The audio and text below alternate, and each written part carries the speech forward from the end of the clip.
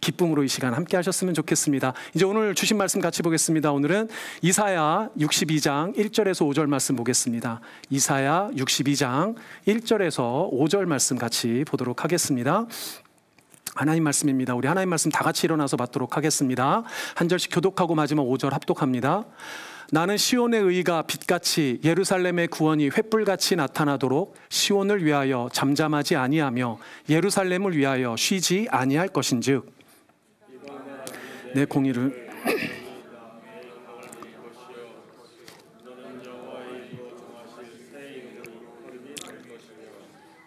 너는 또 여호와의 손에 아름다운 관, 내 하나님의 손에 왕관이 될 것이라.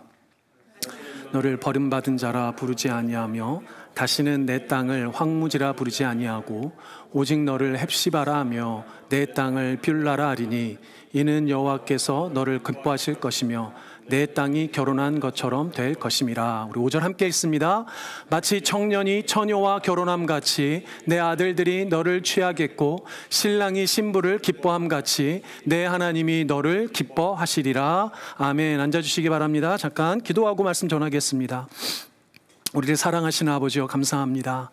이 시간 주님의 백성들을 불러주시고 특별히 교회 2주년 설립을 기념하며 또 축하하기 위해서 함께한 성도님들, 먼 곳에서 오신 우리 손님, 또 주님의 귀한 자녀들 한결같은 마음으로 주 앞에 설 때 하나님께서 말씀의 은혜로 함께하여 주시옵소서. 부족하고 허물 많은 종 모든 죄악 가리시고 아버지의 영광만 드러내길 간절히 소망하오며 예수님의 이름으로 기도드립니다. 아멘. 아멘. 우리 다시 한번 인사 나누겠습니다. 사랑합니다. 축복합니다. 네, 사랑합니다. 축복합니다. 자, 이 시간은 하나님이 기뻐하시는 교회라는 제목으로 우리 말씀 같이 듣도록 하겠습니다. 여러분은 교회에 왜 오십니까? 여러분들은 교회에 누구 만나러 오셨습니까? 하나님 만나러 오셨죠. 하나님 만나러 오신 거 너무 맞는데요. 하나님을 예배하고 하나님을 만나러 온 거 맞는데 사실 교회에 오면 가장 먼저 보이는 건 사람입니다. 그렇죠? 실천적인 면에서는 사람을 만나러 오는 것하고 진배 없는 것 같아요. 특별히 처음 오셨거나 방문하신 분들, 하나님이 불러서 오신 것도 맞지만 사실은 여러분들 실제적으로는 누군가의 초대에 의해서 이 자리에 분명히 오셨을 겁니다. 일단 누구를 통해서 오셨든지 그 사람에게 감사했으면 좋겠습니다. 왜냐하면 여러분들이 믿으실지도 모르지만 참된 진리, 참된 생명을 얻는 유일한 길로 오늘 여러분들 초대 받으신 거기 때문입니다. 제가 얼추 이렇게 보니까 아예 믿음 생활 안 하셨던 분들은 없는 것 같지만 그럼에도 불구하고 이 시간 다시 한번 예수 그리스도를 통한 여러분들의 생명, 예수라는 진리, 그 유일한 길을 다시 한번 확신하고 또 기쁨이 회복되는 그런 시간 되었으면 좋겠습니다. 여러분들 초대한 사람, 또 여러분들과 함께하는 옆에 있는 사람들은 제가 확신컨대 분명히 좋은 사람일 거예요. 좋은 교회의 특징이 뭐냐면 좋은 하나님이 있는 곳이죠. 하나님은 당연히 좋으신 분이잖아요. 하나님은 당연히 좋으신 분이고 좋은 교회가 되기 위해선 좋은 사람들이 있어야 됩니다. 좋은 사람이 있는 교회가 저는 좋은 교회라고 생각해요. 그래서 우리 교회가 좋은 교회가 되려면, 하나님이 기뻐하시는 교회가 되려면 좋으신 하나님은 당연하고 우리가 좋은 사람들이 되어서 많은 사람들에게 그 기쁨이 되는 예수의 놀라운 복음을 전하는 그런 우리가 되었으면 좋겠습니다. 그래서 우리 교회 좋은 교회 될 수 있도록 우리 함께 힘써 나가는 은혜가 있으면 좋겠습니다. 좌우형 옆으로 인사할까? 좋은 사람 됩시다. 자, 네, 좋은 사람 됩시다. 네, 인사했으면 좋겠습니다. 우리 교회 이제 설립 2주년 이번에 주제가 전부 성도의 기쁨을 회복하라라는 것에 이제 맞추어져 있습니다. 여러분들 기쁨하면 어떤 생각이 드시나요? 기쁨이라는 단어를 들으면 어떤 생각이 드세요? 사실 그냥 기쁨이라는 단어만 듣고 조금 생각을 해도 기분이 조금 좋아지지 않나요? 그냥 그렇죠? 기쁨이라는 단어만 생각해도 조금 좋아지는 이런 느낌이 조금 있어요. 근데 일반적으로 기쁨이라고 할 땐 세상이 말하는 기쁨과 우리가 이야기하는 기쁨이 좀 다릅니다. 세상은 보통 어떤 기쁨을 쫓을까요? 다양한 기쁨이 있겠지만 그 기쁨을 세 가지로 좀 정리를 해봤습니다. 첫 번째 기쁨은 뭐냐면 우리의 필요가 충족되었을 때예요. 몹시 배고픈데 음식을 막 먹었을 때, 정말 너무 피곤해서 졸린데 잠을 자고 일어났을 때, 이럴 때, 그렇죠? 또 어떨 때가 있겠습니까? 내가 너무 힘들고 지치는데 좋은 사람을 만나 좋은 시간을 보냈을 때, 정서적인 어떤 부족함이 충족되었을 때, 혹은 뭔가를 소유했을 때, 그러겠죠? 여러분들 반지의 제왕이라는 영화가 있었는데요. 반지의 제왕에 나오는 아주 유명한 캐릭터가 있는데 골룸이라는 캐릭터가 있습니다. 이 골룸은 반지를, 절대 반지를 너무너무 사모했어요. 너무너무 사모해서 이 절대 반지를 손에 쥐는 순간 뭐라고 외쳤습니까? My pleasure라고 외쳤어요. My pleasure. 그렇게 소망하고 바라던 반지를 얻었을 때 기쁨이 생기는 거예요. 사람들이 그렇죠. 뭔가 소유했을 때, 내가 원하는 걸 가졌을 때, 내가 필요한 걸 충족받았을 때 기쁨을 느낍니다. 맞죠, 여러분? 두 번째는 어떤 게 있냐면, 어떤 일을 성취했거나 혹은 인정받았을 때 우리는 기쁨을 느낍니다.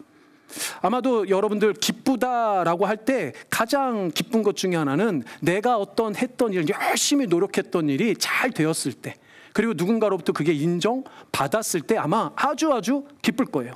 공부하는 학생이라면 성적이 오르거나 원하는 대학에 갔거나, 또 여러분들 직장을 준비하는 청년이라면 좋은 직장이 되었거나, 혹은 반대로 부모님들 같으면 어떻겠습니까? 자기 자녀가 뭐 공부를 잘하고 또 좋은 직장도 가고 그러면 어떻게 본인도 이제 그 성취감을 느끼잖아요. 우리 어머님들이, 어머님들이 그런다고 그래요. 아내분들이 남편이 잘 되면, 아이가 잘 되면 거기에 이렇게 기쁨이 생긴다고 해요. 일종의 성취 욕구죠.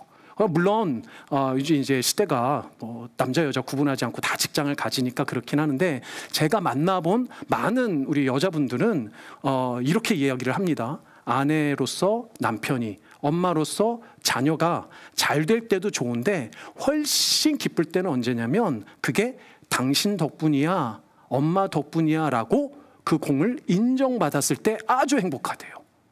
그렇죠? 남편이 잘 됐을 때 아내에게, 야 정말 다 당신 덕분이야. 그렇죠?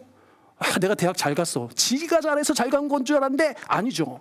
엄마가 너무너무 애쓰고 기도하셨단 말이에요. 그래서 애들이 와서 다 엄마 덕분이야 라고 얘기할 때 아내로서 그렇게 기쁨이 넘친다고 그래요. 이걸 인정 욕구라고 합니다. 우리 좌우야, 근데 이거 남자라고 다를까요? 남자도 마찬가지입니다. 남자 쩔어요, 인정 욕구가. 그래서 남편이 잘 됐을 때 아내가 당신 최고야라고, 왜 최고겠어요? 근데 최고야라고 해주는 겁니다. 그럴 때 뿜뿜하는 거예요. 우리 좌우 양옆으로 다 인사 나누겠습니다. 당신 덕분입니다. 당신 덕분입니다. 예. 당신 덕분이에요. 당신 덕분. 남편 덕분입니다. 예. 아내 덕분입니다. 엄마 덕분입니다. 예. 그러면 그럴 때 자기에게 생겨나는 성취 욕구, 또 인정 욕구가 인정받았을 때 아주 기쁘다 그래요. 여러분들 서로가 서로 이렇게 축복하는 가운데 이 기쁨을 누리시는 여러분들 되셨으면 좋겠습니다. 마지막 세 번째가 여러분들 좀 충격적일 수 있는데, 세 번째는 이겁니다. 인위적으로 호르몬을 분비시킬 때 그래요. 한 번도 못 들어보셨을 텐데, 여러분도 우리가 보통 기쁘다라고 하는 건 감정이죠. 느낌입니다. 감정과 느낌을 기쁘다 하는데, 우리가 감정적으로 기쁘다 이렇게 느끼는 거는 어디서 하냐면 우리 뇌 속에 그 감정을 컨트롤하는 변연계라는 곳이 있어요. 그곳의 호르몬 작용으로 우리가 기쁘다라는 감정을 느낀다는 거예요. 그래서 대표적인 호르몬이 뭐냐면 도파민입니다. 도파민. 이 도파민이라는 호르몬이 나오면 우리가 막 기쁘다라는 느낌이, 감정이 막 생긴다는 거예요. 그래서 도파민, 이 호르몬의 다른 별칭이 쾌감 호르몬입니다. 쾌감 호르몬. 앞에 말씀드렸던 이런 뭔가 우리의 삶에 필요한 것들이 충족되었을 때, 내가 성취했을 때, 인정받았을 때 내가 기뻐라고 느낄 때는 도파민이 뇌에서 팍 하고 나오는 거예요. 그러면 기쁨이 팍 느껴지는 거죠. 근데 이게 과학이 발달하다 보니까 사람들이 이걸 발견한 거예요. 그래서 그 뒤로는 사람들이 어떻게 합니까? 도파민을 일부러 분비시키기 위해서 인위적으로 자극을 합니다. 가장 대표적인, 전통적으로 알려져 있는 역사상 가장 오래된 도파민 촉진제가 뭐냐면 술이에요. 술. 그러니까 술을 한 방울, 한 컵 마시면 기분이 알딸딸 살짝 좋아지잖아요. 그리고 조금 더 하다 보면 어디로 가요? 알코올 중독으로 가요. 그래서 이 인위적으로 호르몬을 분비시킨다 할 땐 대부분 이 도파민의 자극이 우리의 뇌를 자꾸 자극하고 더 큰 거, 더 기쁘게를 요구하다 보니까 자꾸 우리가 뭐가 됩니까? 중독이 되는 거예요. 가장 심각한 게 마약이겠죠.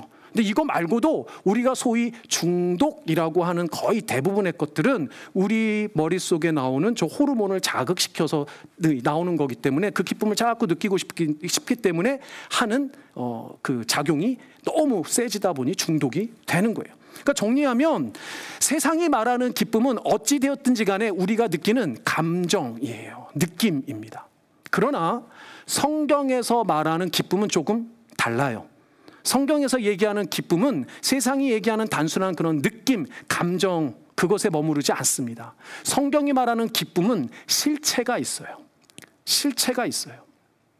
우리 지난 3일 동안 3일 특세를 드리면서 세 분의 목사님을 통해 서로 다른 성경 본문을 가지고 서로 다른 설교를 들었거든요. 근데 여러분들 가만히 한번 다시 되짚어 보시면 그 세 분이 다 공통적으로 기쁨에 대한 말씀을 전해 주셨는데 그 기쁨의 결정체를 딱 요약하고 딱 나가면 결국 하나로 요약이 되는데 그게 뭡니까? 바로 예수 그리스도예요.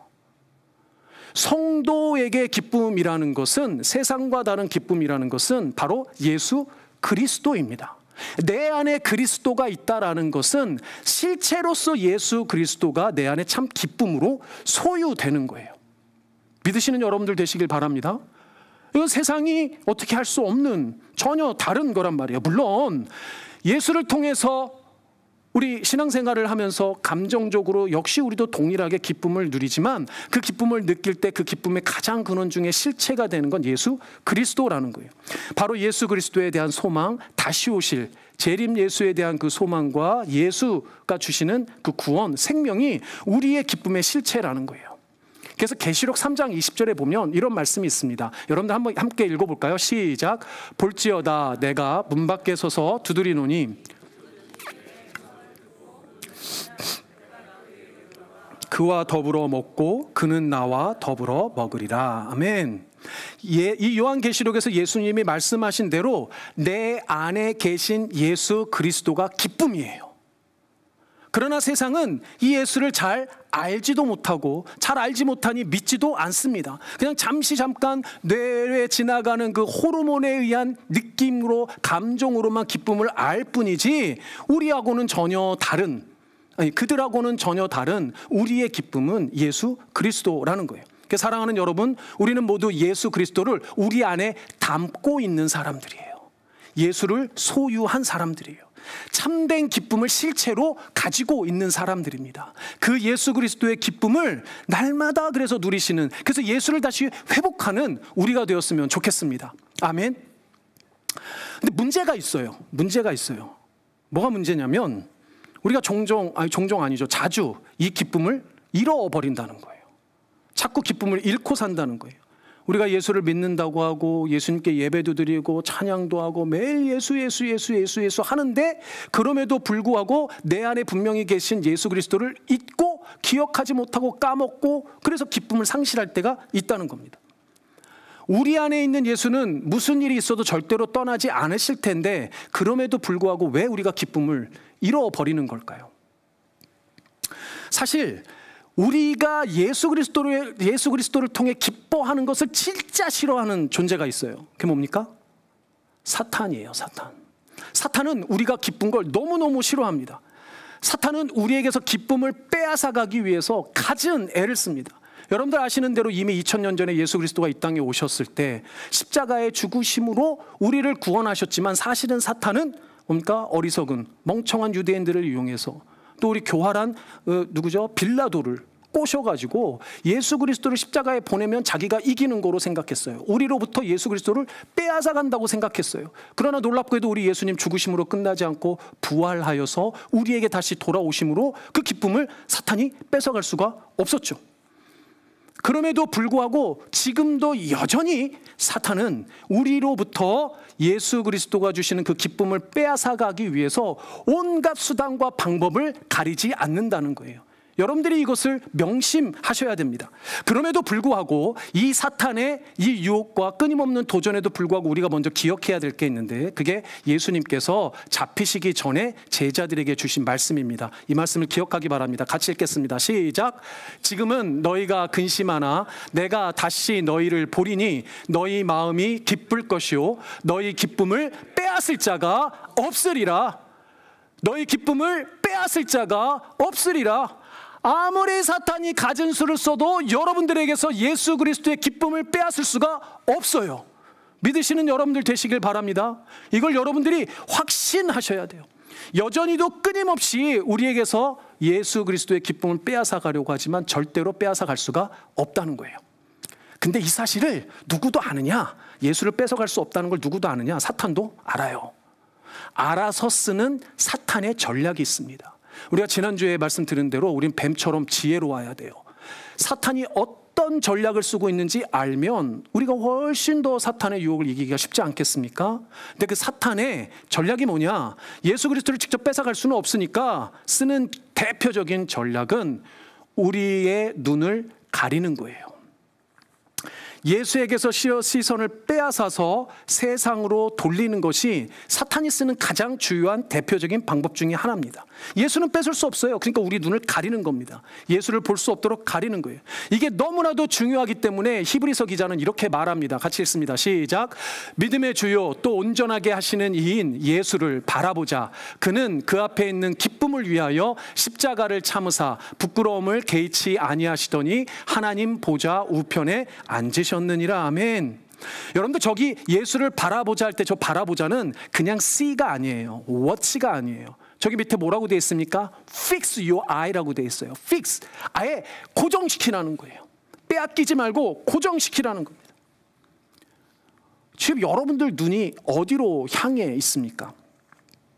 땅의 유혹들, 이브가 유혹받았던 것처럼 보암직한 것들, 여러분들 시선을 자꾸 빼앗는 무언가가 있지 않습니까? 아마 여러분들 마음속에 잠깐이라도 생각해 보면 내 시선이 지금 어디에 빼앗기고 있는지를 아마 알 수 있을 겁니다. 사실은 지금 이 세상은 온통 우리의 눈을 빼앗는 것으로 가득해요. 그리고 이 눈이 주는 기쁨이 얼마나 큰지 몰라요. 이 세상에 주는 여러 기쁨 중에 세 번째가 뭐라고 그랬어요? 중독이라고 그랬잖아요. 이 시선을 빼앗는 중독이 얼마나 강력한지 모릅니다. 여러분들 중에 그런 분들 있을지 몰라요. 스마트폰에 우리 쇼핑몰 같은 거 올려놓고 스크롤을 올렸다 내렸다 시간 가는 줄 모르고 올렸다 내렸다. 이걸 뭐라고 그럽니까? 쇼핑 중독이에요. 그래서 쇼핑하는 사람들 중에 전문 용어가 있죠. 뭡니까? 아이 쇼핑. 눈을. 예? 여러분들 아이 쇼핑할 때마다 사탄이 여러분들의 눈을 빼앗아 간다는 것을 잊지 마시기 바랍니다. 그러니까 쇼핑해야죠. 먹고 살아야 되니까. 중독되지 말라고요. 중독되지 말라고요. 여러분들의 눈을 빼앗기지 말라는 겁니다. 오늘 여러분들 본문으로 읽은 이사야서라는 이 성경을 읽어보면 66장으로 되었어요. 꽤 긴 성경입니다. 그런데 이 이사야서를 읽다 보면 자주 눈에 띄는 단어가 물론 여러 개 있죠. 그런 단어 중에 하나가 뭐냐면 보라입니다. 보라. 이 보라라는 단어로 쓴 히브리어가 힌네라는 단어인데 원래는 히브리어에 보다라는 단어는 따로 있습니다. 라라는 단어가 따로 있어요. 힌네라는 단어는 어떤 의미냐면 하나님께서 작정하시고 계획하신 일이 이루어질 때, 성취되어질 때 보라 그래요. 이사야가 특별히 이 단어를 쓸 때는 어떨 때 보라 그러냐면 이제 오실 예수 그리스도를 통한 구원의 성취에 대한 언약의 말씀들이 주어질 때마다 보라 그래요. 보라. 우리 예를 한 가지 보겠습니다. 이사야 7장 14절입니다. 같이 읽습니다. 시작. 그러므로 주께서 친히 징조를 너희에게 주실 것이라. 보라, 처녀가 잉태하여 아들을 낳을 것이요 그의 이름을 임마누엘이라 하리라. 할렐루야. 2000년 전에 예수 그리스도가 임마누엘로 이 땅에 오심으로 저 예언의 말씀이 성취되었잖아요. 그러니까 그럴 때마다 이사야는 자꾸 보라 그러는 거예요. 보라. 눈으로 보라 뿐만 아니죠. 말씀드린 대로 신체적으로만 보는 게 아니라 우리의 모든 영혼과 우리 모든 삶이 보라 그러는 겁니다. 그런데 저 보라라는 것은 구원에 대한 성취의 약속도 함께 한다는 거예요. 오늘 우리가 읽었던 62장의 끝부분에 보면 이 말씀도 있습니다. 여호와께서 땅끝까지 선포하시되 너희는 딸 시온에게 이르라. 보라 내 구원이 이르렀느니라. 보라 상급이 그에게 있고 보응이 그 앞에 있느니라 하셨느니라. 아멘. 마찬가지입니다. 보라 너의 구원이, 너의 상급이 이제 다 왔다라고 이사야가 지금 하나님이 주신 환상의 말씀으로 보고 있는 거예요. 이게 얼마나 놀랍겠어요? 이루어질 일이 내 눈앞에 먼저 보여주고 있으니 이사야가 얼마나 놀랍겠습니까? 그래서 보라라는 동사는 사실은 감탄사로 분류되기도 해요. 놀랍기 때문에 보라.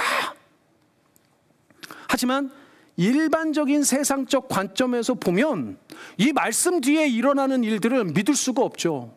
믿기지 않습니다. 이사야가 저 얘기를 했을 때 한참 뒤에 예수가 임마누엘로 이 땅에 성육신하여 올 거라고 그때 당시 사람들은 쉽게 믿기지 않았을 거예요. 근데 반대로 참 놀랍고도 흥미로운 것은 예수 그리스도를 믿는 사람은 저 보라 뒤에 나오는 이야기들이 믿기어진다는 거예요. 예수를 믿는 사람들은 저 뒤에 나오는 말이 이루어질 거라는 걸 믿는다는 겁니다. 근데 너무나도 합리적이고 상식적이고 일반적인 이 땅의 사람들, 세상의 사람들은 믿지 못해요. 왜요? 이유는 간단합니다. 눈에 보이지 않기 때문에 그래요. 눈에 보이지 않기 때문에 그렇습니다. 저는 원래 생물 연구하던 생물학자였습니다. 분자생물학이었고 특별히 주제가 DNA 관련된 거였어요. 이게 DNA가 어떻게 일을 하는지 이거에 관련된 연구를 했는데 너무 복잡하게 말씀드려도 저도 모르고 여러분들 모르고 같이 헤매니까 간단히 말씀드리면 하여튼 DNA 관련된 일인데 이 DNA 관련된 제가 했던 분야가 뭐랑 밀접한 관련이 있냐면 암이랑 아주 밀접한 관련들이 있어요. 그래서 암을 발생시키는 뭐 발암물질이라든지 암을 억제시키는 항암제 이런 걸 제가 많이 썼거든요. 뭐 독소루비신, 시스플래틴, 뭐 블레오마이신 이거 의학 관련된 공부하시는 분도 한 번쯤 들어봤을 겁니다. 제가 이게 일상적으로 하는 사용하던 물질이었고 이것을 통해서 왜 암이 발생하는지 혹은 암을 어떻게 죽일 수 있는지 이런 것들에 대해서 아주 기초적인 걸 연구하던 사람이에요. 근데 제가 무엇인가를 이렇게 내 연구 결과가 맞다라고 이야기를 하려면 항상 사람들이 이야기를 합니다. 뭐라고 말합니까? Show me the evidence. 증거를 보여달라고 그래요. 여러분들 DNA는 직접 눈으로 안 보이지만 다 실험적으로 눈에 보일 수 있게 하거든요. 그러니까 모든 사람이 이야기합니다. Show me the evidence. 증거를 보이라 이래요. 증거를 보이라. 눈으로 보여주지 않으면 믿지 않는 게 지금 세상이에요. 그게 이 세상의 일반적인 내용입니다. 근데 여러분들 우리 눈이 진짜 그만큼 신뢰할 만한가요? 여러분들 눈으로 보는 거 믿죠? 안 믿어요? 눈으로 보면 믿어야죠. 근데 여러분들 눈으로 보는 게 정말 정확하냐 이거죠. 여러분들 그래서 제가 여러분들하고 오늘은 간단한 실험을 하나 해보려고 합니다. 여러분들 블루뉴스 오늘 다 받으셨죠? 오늘 다 받으시라고 했는데 혹시 안 받으신 분 있으신가요? 블루뉴스 다 꺼내보세요. 자, 뭐 틀린 글자 찾기 뭐 이런 거 안 할 겁니다. 자, 이제 저를 따라서 해보겠습니다. 다 하나씩 갖고 해보셔야 되는데 우리 저기 한정선 선생님 빨리 요거 받아가세요. 자, 없는 분들 빨리 저희 뒤에 나눠보시고 저를 따라서 해봅니다. 자, 모든 분들이 다 따라서 해봅니다. 여러분들 눈이 얼마나 부정확한지를 보여드리도록 하겠습니다. 자, 이렇게 통을 말도록 합니다. 이렇게 다 말아보세요. 빨리 말아보세요. 꼭 다 해보십시오. 꼭 해보세요. 해보시고, 네. 자, 다 만들어 보셨어요? 자, 이렇게 하면 뭐 하고 싶으세요? 그치, 보고 싶으시죠? 자, 그러면 여러분들 오른손, 보통 오른손잡이니까 뭐 왼손잡이도 지금 오른손으로 잡으세요. 어려운 거 아니니까. 오른손으로 잡고 여러분들 오른 눈에 갖다 대보세요. 저 같으면 저 뒤에 시계를 보도록 할게요. 여러분들은 뭐 제 얼굴 좀 그러니까 뭐 십자가 저 가운데를 보시든지 이렇게 맞춰보세요. 자, 그 다음에 여러분들 그러면 좀 초점이 분명하지 않죠? 그럼 여러분들 왼손을 듭니다. 왼손을 들어서 손바닥을 딱 핍니다. 펴고 여러분들 눈을 바로 가리지 말고 여러분들 원통의 가운데 부분을 딱 가려보세요. 원통의 가운데 부분. 아니 이렇게 막지 말고 또 앞을 막아버린다. 또 옆에다 대라고. 옆에다. 인형이 너 옆에다 대라고 이러고 옆에다 대라고. 네. 자, 이렇게 한 가운데쯤 대보세요. 눈 다 떠야 돼. 양쪽 눈 다 떠야 돼. 자, 눈 딱 갖다 대고 이것도 제대로 못하면 이게 초등학교 다시 나가야 돼. 이거. 이제 보이는 분들이 계실걸 이제. 그러면 여러분들 어떻게 보여요? 손바닥에 구멍이 뚫린 것처럼 보이죠? 여러분들 눈에 어떻게 보여요? 손바닥에 구멍이 난 것처럼 보이죠? 보셨어요? 자, 아직 못 보신 분은 나머지 학습 예배 끝나고 하도록 하겠습니다. 자, 나머지 학습 예배 끝나도록 하겠습니다. 여러분들 눈으로 보는 것도 감각이기 때문에 여러분들이 눈으로 보는 것도 사실은 실상이 아닐 수도 있어요. 여러분들 그래서 보이는 것보다 보이지 않는 게 진실일 가능성이 훨씬 더 많을 때도 많다는 겁니다. 여러분 제가 뭐 저만이 아니고 하여튼 제가 꽤 괜찮은 과학자거든요. 근데 이게 얼마나 아이러니입니까? 암에 대해서 연구하던 사람이 지가 암에 걸린지도 모르고 암에 걸린 거 알아도 지가 치료도 할 줄 모르고 이게 완전히 헛똑똑이에요. 완전히 헛똑똑이. 뭐 인간의 지식이 아무런 쓸데가 없더라고요. 제가 가지고 있는 지식이. 뭐 항암제 알면 뭐예요? 제가 스스로 먹을 수 있는 것도 아니고.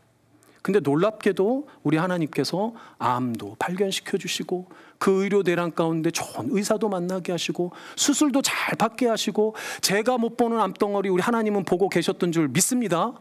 제가 몰랐던 한국의 의료 대란 상황 가운데서 어떤 의사를 만나게 해주실지 하나님은 다 알고 계셨는 줄 믿습니다. 그러니까 제가 하나님을 믿지 않을 수 없는 거예요. 눈으로 보는 것보다 보이지 않으나 살아계신 하나님을 믿지 않을 수 없다는 거예요. 사랑하는 여러분, 우리에게서 기쁨을 빼앗으려는 사탄의 전략이 있다는 걸 여러분들 명심하셔야 됩니다. 여러분들의 눈을 노리고 있다는 걸 명심하셔야 돼요. 그래서 예수에게 고정되어 있어야 하는 그 시선을 빼앗아 유혹해서 세상이 주는 기쁨이 훨씬 더 매력적으로 보이게 합니다. 근데 놀랍게도 내 눈을 빼앗기고 나면 세상이 주는 게 더 좋아 보여요. 그리고 나보다 더 좋은 거 갖고 있는 사람 부러워요. 부러움이 지나치면 질투가 되고 시기가 되고 온갖 세상 사회면에 등장하는 모든 추악한 일들이 그래서 벌어지는 거라고요. 여러분들 문득 마음 한구석이 그러다 보면 어떨까? 뻥 뚫린 것 같죠? 마음이 허합니다. 제가 가진 것 왜 나는 없을까? 제가 가진 기쁨 왜 나는 없을까? 그러다 보면 하나님 앞에 죄책감도 커집니다. 다시 돌아가고 싶어도 쉽게 돌아갈 수도 없어요. 여러분들 탕자가 어때요? 가지고 있는 거 다 팔아먹고 다 써먹고 그 돼지 지저분한 돼지 우리에 가갖고 돼지 먹던 거 빼앗아 먹으면서 그제서야 밑바닥까지 가니까 그제서야 아버지께로 돌아가야겠구나. 꼭 밑바닥 쳐야 돌아갈 거예요. 밑바닥 치기 전에 돌아가면 얼마나 좋겠어요. 꼭 맞아야 할 거예요. 두들겨 맞기 전에 하면 얼마나 좋겠습니까?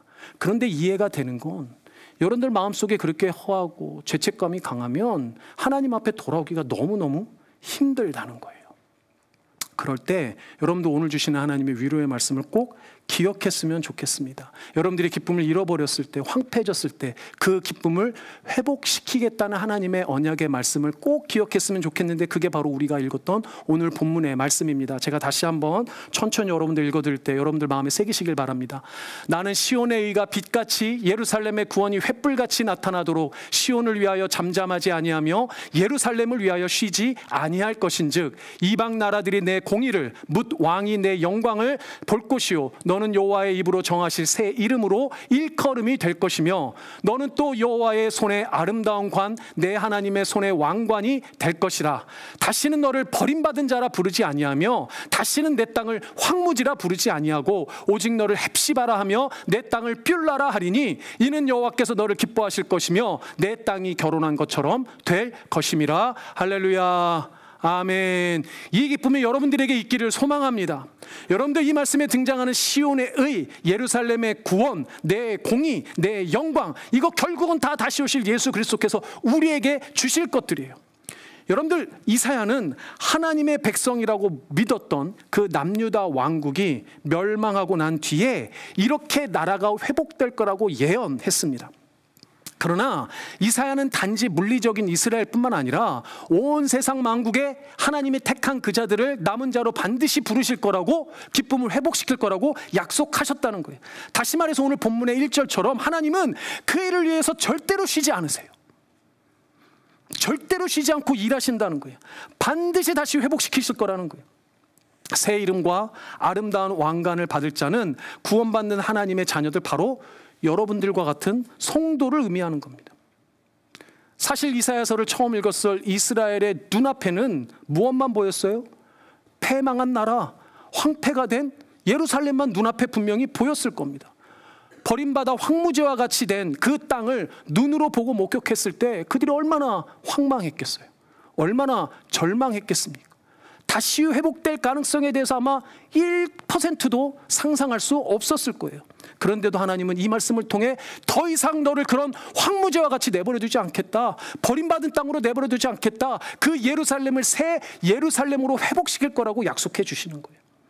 오늘 저기 보면 독특한 용어가, 표현이 좀 등장합니다. 헵시바라는 단어와 뷸라라는 단어가 등장을 해요. 헵시바는 나의 기쁨이라는 뜻이에요. 나의 기쁨, 나의 기뻐함이라는 뜻입니다. 근데 이게 풀어서 이해하면 이런 거예요. 나의 모든 기쁨이 너에게 있다라는 뜻이에요.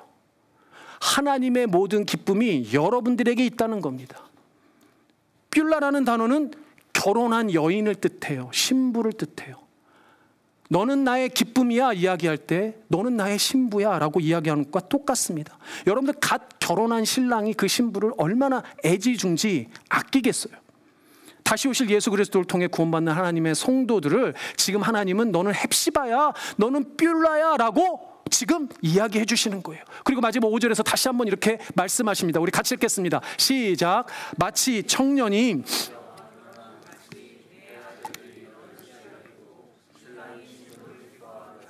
내 하나님이 너를 기뻐하시리라. 아멘. 이 부분에서 여러분들이 한 가지를 꼭 기억해야 되는데 그게 뭐냐면 내가 너를 기뻐하리라 라고 하는 저 말씀 앞에 아무런 조건이 붙지 않는다는 거예요. 너는 내가 한번 택한 내 신부고 결혼한 내 신부면 그러면 그거 외에 아무런 조건을 붙이지 않으세요. 이미 결혼한 신부에게 이런저런 조건을 묻지도 따지지도 않고 기뻐하신다는 거예요. 여러분들 아이를 키우는 분들은요, 이거 무슨 얘기인지 바로 이해됩니다. 여러분들 아이가 막 이쁜 짓 하고 기쁜 짓 해야 기쁜가요? 물론 이쁜 짓 하면 더 이쁘죠. 기쁜 짓 하면 더 기뻐요. 그거 맞기는 한데 그럼에도 불구하고 그 아이를 내가 이뻐하고 기뻐하는 이유는 뭐예요? 그 아이가 내 아이기 때문에 그래요. 저기 자리에 없는데 우리 딸내미가 너무 이쁘잖아요. 여러분들 이럴 때 이쁘다 해주셔야 제가 또 마음에 어려움이 없지 않겠습니까? 근데 여러분들 눈에도 이쁜데 제 눈에 얼마나 이쁘겠어요? 근데 이건 이제 아웃 오브 스피커, 아이고야 이거 영상으로 나가네. 근데 어쨌든 간에 얘가 막 태어났을 때 어렸을 때는요, 진짜 정말 제가 정말 이뻤어요 저한테는. 근데 이걸 대단히 상식적이고 객관적이고 이런 틀에 딱 비춰보면 솔직히 조금 이제 예쁘지 않았어요. 뭐 이렇게 분홍색 파스텔 옷을 입히고 머리에 핀 꼽고 막 호박에 줄것도 막 줄 막 다 그래야 조금 여자의 티가 좀 날까 말까 뭐 이랬어요. 그런데 여러분 얘는 제게 이름이 초은이가 아니고 다른 이름이 있었어요. 뭐냐면 쪼매난 이쁜이였어요. 쪼매난 이쁜이. 맨날 쪼매난 이쁘나 이렇게 불렀단 말이에요. 놀라운 건 뭔지 아세요? 그의 옆에 지 아무리 잘나고 예쁘고 모델 같은 애가 있어도 우리 쪼매난 이쁜이한테는 상대가 안 돼요. 왜 공감을 안 하시는 거예요? 나만 그런가? 여러분들 자녀에게 안 그러십니까? 물론 얘가 이쁜 짓 하고 기쁜 짓 하면 더 이쁘고 기뻐요. 그런데 제 눈에는 쪼매난 이쁜이가 세상에서 제일 이쁘더라고요. 그게 하나님이 여러분들을 보실 때 그렇다는 거예요. 여러분들 뭐 조건 따지고 여러분들 외모 따지고 여러분들 뭐 실력 따지고 못 따지고 따져서 기뻐하시는 게 아니라 여러분들 그냥 그 자체로 기뻐하신다는 거예요. 여기에 은혜가 있는 줄 믿습니다. 사랑하는 여러분, 여러분들을 구원받은 성도로 이곳에 부르셨다라는 건 아무런 조건 안 따져요. 여러분들 그냥 기뻐하시는 거예요. 여러분들을 자녀로 신부로 부르셨다는 건 얼마나 그렇게 부르셨다는 건 여러분들을 얼마나 이뻐하실지 얼마나 기뻐하실지 여러분의 시선이 예수에게서 멀어지고 기쁨이 사라질 때 그러니 하나님의 마음은 얼마나 미어지겠어요. 신랑이 신부를 기뻐함 같이 내 하나님이 너를 기뻐하시리라. 너를 내 존재 자체로 헵시바로 뷸라로 불러주시고 인정해 주시고 기뻐해 주시는 하나님이 우리 하나님이세요. 그러니까 여러분들이 어떤 상황에 있던 얼마나 마음에 어려운 죄책감이 있던 지금까지 어떠해 왔던 다 상관없어요. 아무것도 따지지 않아요. 이 시간 다시 한번 세상으로 돌아갔던 여러분들의 시선을 예수 그리스도 앞에 다시 한번 고정하고 보시는 그 순간 여러분들의 마음의 기쁨이 회복될 줄 믿습니다. 아멘. 여러분들이 저에게 목사님은 뭐가 가장 기쁨이세요? 물어본다면 저는 아마도 아내가 가장 큰 기쁨입니다라고 말하겠죠? 아내가 이 영상을 볼 테니까. 제 아들, 딸이 제일 기쁨입니다라고 말하겠죠? 파더스 데이가 얼마 안 남았어요. 근데 여러분 다 맞아요. 그런데 물론 그렇지만 아내도 아들도 쪼매나 이쁩니다. 다 기쁩니다. 그런데 지난 3일 특세 동안 제가 기도하면서 저도 물어봤어요. 하나님, 저에게 참된 기쁨은 무엇입니까? 저에게도 기쁨이 회복돼야 되는데 저에게 기쁨은 무엇입니까? 라고 막 물었어요. 하나님이 이렇게 깨닫게 하셨습니다. 사랑하는 성도님들의 기쁨이 회복되는 거, 여러분들의 기쁨이 회복되는 거, 기쁨이 회복된 여러분들을 통해 여러분들의 가정의 기쁨이 회복되는 거, 여러분들의 기쁨이 회복됨으로 여러분들의 이웃의 기쁨이 회복되는 거, 불리진 한인교회 성도들의 기쁨이 회복됨으로 샬롯치빌의 기쁨이 회복되는 거. 여러분들 이 시대는 기쁨의 회복이 필요해요. 그런데 이 세상이 주는 기쁨은 중독이에요. 우리에게 필요한 기쁨은 예수 그리스도밖에 없다는 걸 여러분들 확신하시고, 여러분들의 눈이 어디로 가 있는지 다시 한번 돌이켜 예수 그리스도 앞에 고정하시고 예수 그리스도로 기쁨이 회복되는 은혜가 있었으면 좋겠습니다. 그럼 저도 너무 기쁠 것 같아요. 저도 너무 기쁠 것 같아요. 다른 기쁨에 대해서 아무리 기도해도 하나님은 결국 야 준섭아, 너에게 기쁨은 너의 성도들의 기쁨이 회복되는 거야. 저는 이 시간 사랑하는 여러분들의 기쁨이 예수 그리스도로 말미암아 참으로 회복되는, 그리고 우리 교회 성도님들 뿐만 아니라 이곳을 방문하신 모든 그리스도의 놀라우신 우리 자녀분들, 또 제자분들, 모든 성도님들이 그렇게 예수 그리스도의 기쁨을 회복하는 은혜가 있기를 주님의 이름으로 축복합니다. 아멘, 아멘. 이 시간 우리 같이 찬양했으면 좋겠습니다. 우리 처음 찬양했었던 주와 같이 길 가는 것, 얼마나 이 가사가 우리에게 좋은가요? 시간이 좀 그래서 다는 못할 것 같고 우리 1절, 2절을 불러볼까요? 1절 후렴, 2절 후렴 이렇게 부를게요. 예, 그렇게 부르겠습니다. 우리 주와 같이 길 가는 것 즐거운 일 아닌가. 우리 주님 걸어가신 발자취를 밟겠네. 어린아이 같은 우리 미련하고 약하나 주님 손에 이끌려 생명길로 가겠네. 한 걸음 한 걸음 날마다 날마다 우리 이 찬양 각자 하심으로 말씀 기억하며 기쁨으로 나아가도록 하겠습니다. 같이 찬양합니다. 우리 박수 치면서 찬양하겠습니다. 주와 같이 길 가는 것 즐거운 일 아닌가. 우리 주님 걸어가신 발자취를 한 걸음 한 걸음 한 걸음 주 예수와 함께 날마다 날마다 우리 걸어. 우리 2절 하겠습니다. 어린아이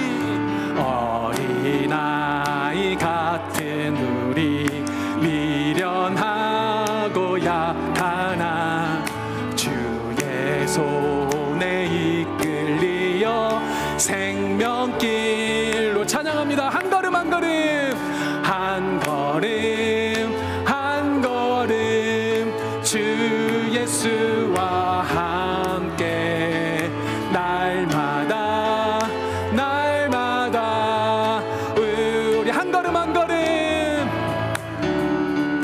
한 걸음 한 걸음 주 예수와 함께 날마다 날마다 우리 걸어가리. 아멘. 제가 이제 여러분들 위해서 기도하고 축도하고 예배를 마치겠습니다. 우리를 헵시바라 뷸라라 지금도 기쁨으로 부르시는 우리 아버지 하나님 감사합니다. 참으로 감사합니다. 우리의 어떤 그 세상적 조건도 기준도 따지지 아니하시고 약속하신 대로 불러주셔서 지금도 여전히 사랑하심으로 기뻐하여 주시니 감사합니다. 하시는 귀한 주의 자녀들 동일하게 그 기쁨이 회복될 수 있도록 아무리 사단 마귀가 우리의 눈을 빼앗아가려고 애를 쓸지라도 예수 그리스도 앞에 우리의 시선을 고정시키고 늘 예수와 동행하는 것으로 기쁨을 빼앗기지 않고 기쁨을 누리는 우리 모두가 될 수 있도록 주님께서 축복하시고 함께하여 주시옵소서. 지금은 우리를 구원하여 주신 예수 그리스도의 은혜와 아버지 하나님의 사랑과 성령 하나님의 교통하심이 지금 주 앞에 머리 숙여 경배하며 헵시바 뷸라로 주의 기쁨을 회복하며 늘 주와 동행함으로 그 기쁨을 누리며 살기를 소망하고 작정하는 우리 사랑하고 사랑하는 블루진 한인교회 모든 성도님들 머리 위에와 함께한 모든 주의 귀한 자녀들 머리 위에 이들의 가정과 일생 위에 먼 타지에 있는 가족들에게까지 지금으로부터 영원토록 함께 있을지어다. 아멘.